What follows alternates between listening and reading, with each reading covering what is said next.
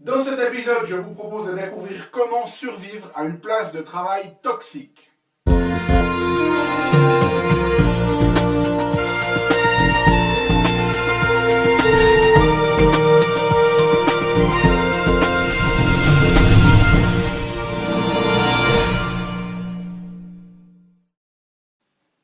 Parce que la vie est bien trop magique pour être petite et que nous avons tous besoin d'une prescription pour grandir en conscience et faire que nos rêves dévorent notre vie, Bonjour, je suis le Dr Yannick Pauly, bienvenue à un nouvel épisode d'une grande vie. Et vous le savez, chaque semaine dans ces épisodes, je vous propose des solutions pratiques et pragmatiques pour grandir en conscience, qu'elle soit d'ordre physique, émotionnel, psychologique ou spirituel, parce que c'est cette conscience qui est au cœur de notre évolution en tant qu'être humain et d'une vie pleinement vécue. Alors, est-ce que ça vous est déjà arrivé à vous de vous trouver sur un lieu de travail et vous avez peut-être un supérieur ou un collègue qui est quelqu'un de toxique, qui vous pourrit la vie?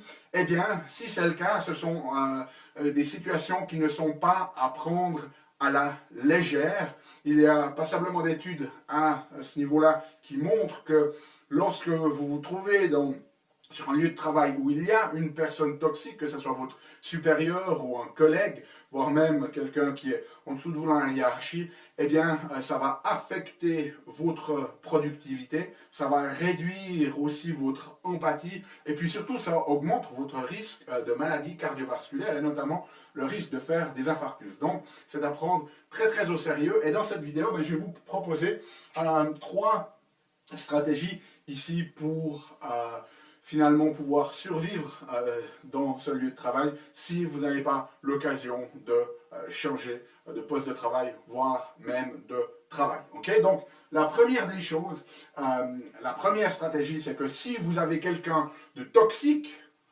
dans votre environnement, eh bien, première des choses à faire, c'est de les éviter. Okay?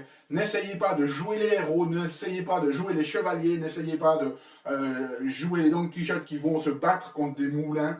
Évitez ces personnes-là. Il y a un concept dans les études que l'on appelle la densité, l'effet de densité toxique, en fait, qui montre que si vous prenez un travailleur qui est productif, okay, et qui a une bonne empathie et qui est bien intégré socialement, et que vous mettez une personne toxique à moins de 10 mètres de lui au niveau physique, en installant un bureau ou une chose comme ça, le risque que ce bon employé devienne lui-même toxique augmente de 112,5%. Okay? Donc ça double le risque que cette personne devienne aussi toxique. Donc le plus vous pouvez vous éloigner, okay? Éloignez-vous physiquement.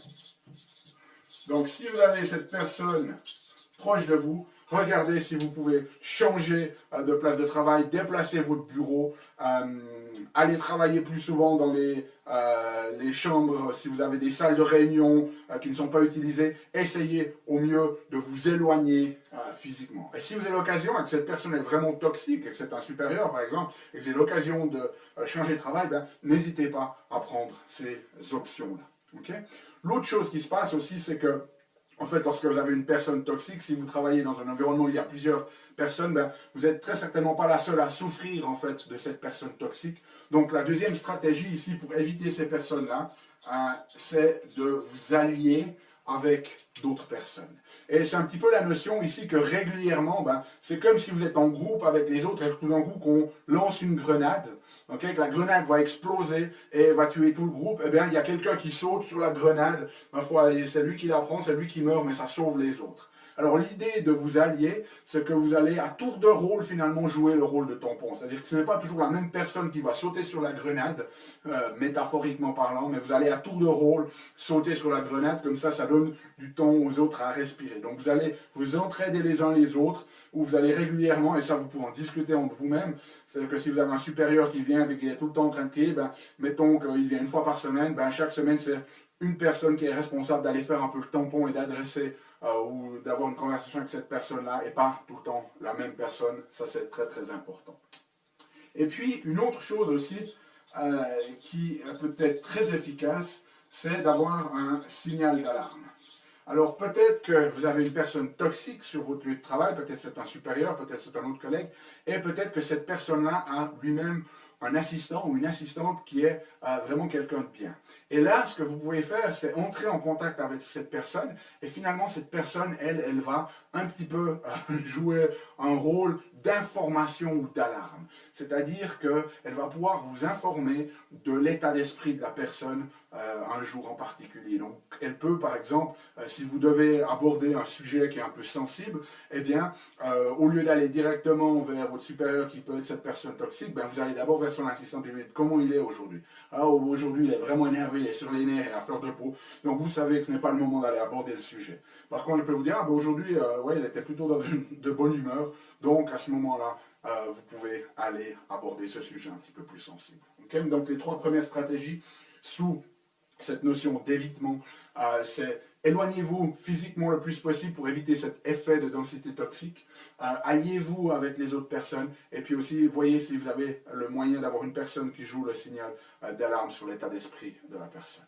Deuxième stratégie, eh bien, si vous ne pouvez pas changer la situation, vous pouvez toujours changer la perception. Et ça, ce sont des techniques qu'on appelle en anglais reframing ou reappraisal, parce qu'en fait, tout est un jeu de perception. On projette aussi notre manière de voir. Quand on dit une personne est toxique, c'est nous qui projetons en fait notre perception sur cette personne-là. Et ça, ce sont des techniques qui sont utilisées notamment par les soldats, les Marines, ou des gens qui sont dans des situations extrêmes. Et finalement, ce qu'ils vont prendre pour pouvoir s'en sortir, c'est prendre ces situations extrêmes et les tourner un petit peu, si vous voulez, comme un jeu. Donc la notion ici, c'est une notion finalement de perception, hein, où vous pouvez finalement vous dire, eh bien, au lieu que ce soit une crise, eh bien non, c'est un challenge. Okay?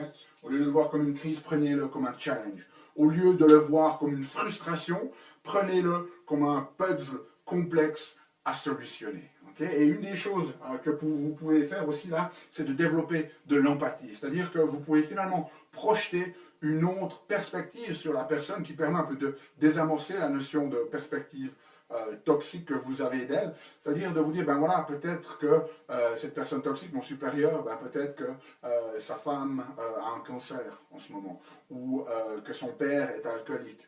Donc on va finalement changer la perception qu'on a. Ça change bien évidemment pas la situation, mais ça va changer la manière dont nous allons y répondre. Deuxième aspect là-dessus, c'est de rester centré.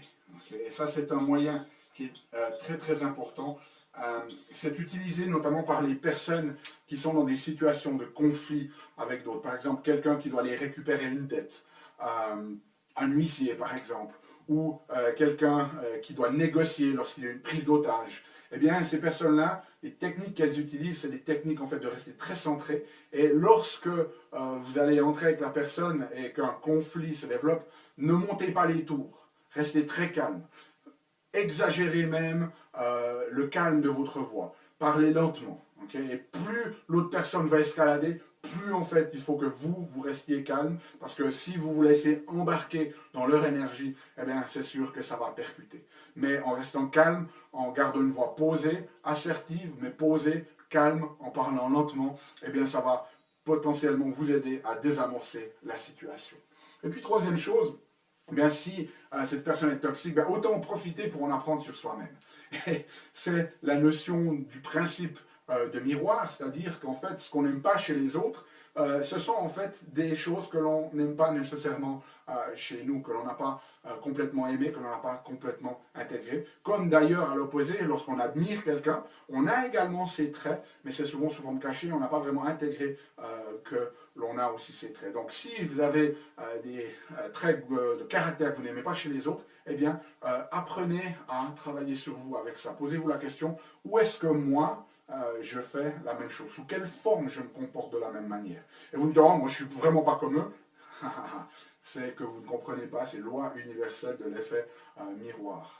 Dès le moment où on pointe du doigt, souvenez-vous, nous avons 3 doigts qui pointent à nous. Donc utilisez ces opportunités. Et lorsque vous avez un comportement ou un trait de caractère qui vous active, hein, comme un bouton qu'on presse chez vous, ben, posez-vous la question, qui me perçoit de la même manière, pour vous rendre compte que nous avons tous aussi ces traits de caractère-là, même si nous n'aimons pas le reconnaître. Okay? Ensuite, troisième, donc là, hein, c'est l'effet miroir ici, ce qui vous permet de finalement utiliser cette situation comme une opportunité de travailler sur vous, de vous améliorer, de mieux vous connaître. Troisième possibilité, c'est de se défendre. Alors, l'idée ici de se défendre, c'est pas de vous défendre pour vous venger. Dans les études qui ont été faites sur ces conflits, sur les places de travail où il y a des personnes toxiques, si vous essayez de vous défendre pour vous venger, dans quasiment 3/4 des cas, ça va être un échec. Donc, défendez-vous, mais sur de bonnes prérogatives. Et pour ça, eh bien, il y a 3 éléments clés à prendre en compte. Le premier, c'est votre niveau de pouvoir. Okay? C'est-à-dire que si vous avez un collègue de travail qui a finalement le même statut que vous et qui est toxique et que vous devez vous adresser à votre hiérarchie, à vos supérieurs, eh bien, vous avez beaucoup plus de chances d'aboutir que si vous êtes, je ne sais pas, la personne la plus en bas de l'échelle. Je ne vais pas prendre une profession en particulier parce que ça serait vraiment un peu dénigrant, mais imaginez que dans la hiérarchie d'une entreprise, vous êtes tout en bas de l'échelle et que vous, c'est votre président, directeur général qui vous agresse et qui est toxique avec vous, ça va être beaucoup plus difficile. Alors, ça ne veut pas dire que vous n'avez pas le droit de vous défendre, mais prenez conscience que la lutte sera beaucoup plus importante si vous êtes tout en bas de l'échelle et que vous vous attaquez, entre guillemets, ou que vous devez vous défendre contre quelqu'un qui est beaucoup plus élevé sur l'échelle. Okay? Deuxième stratégie qui est très très importante, documenter. Documenter les faits. Okay?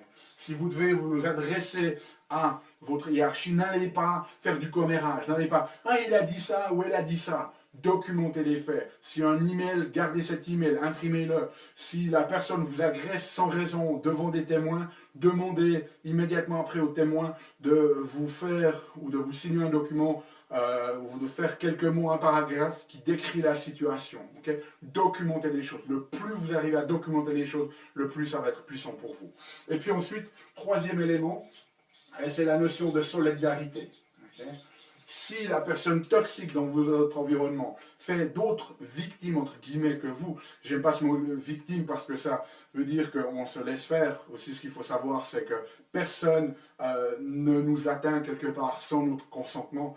Si vous vous sentez fort à l'intérieur et que vous avez une bonne estime de vous-même, vous n'allez pas laisser les gens vous agresser ou vous manquer de respect. Donc je n'aime pas ce mot de victime, okay? Mais si vous n'êtes pas la seule personne affectée par ça, eh bien mettez-vous en groupe. Il y a des études qui montrent que lorsque des employés se mettent en groupe contre une personne qui est toxique, eh bien dans quasiment 60% des cas, la personne responsable va être punie et aucun des personnes qui étaient dans le groupe ne se fait licencier. Alors que si vous y allez tout seul, eh bien la probabilité que la personne se fasse punir, elle est de 27% et vous avez une chance sur 5, vous, de vous faire licencier. Donc, s'il y a d'autres personnes qui sont affectées par ce comportement, mettez-vous en groupe, n'y allez pas tout seul, ça c'est très très important.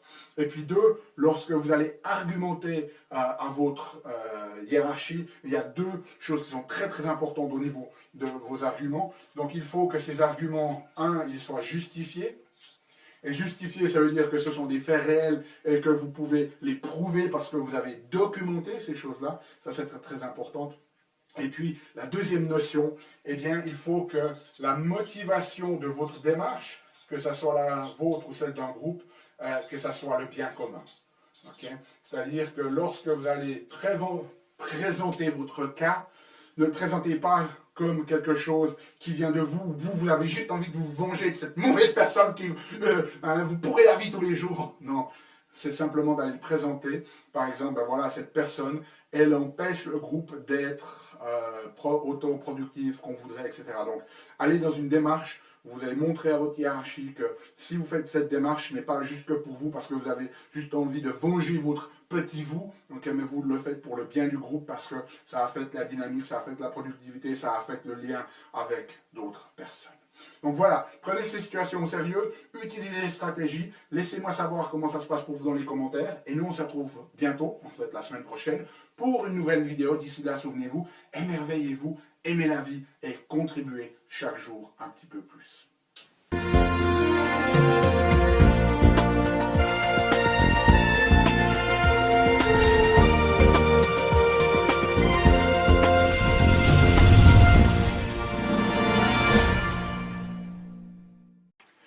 c'est Yannick. Alors, t'as aimé cet épisode? Sais-tu que tu peux rester connecté et même approfondir le sujet en faisant 3 choses?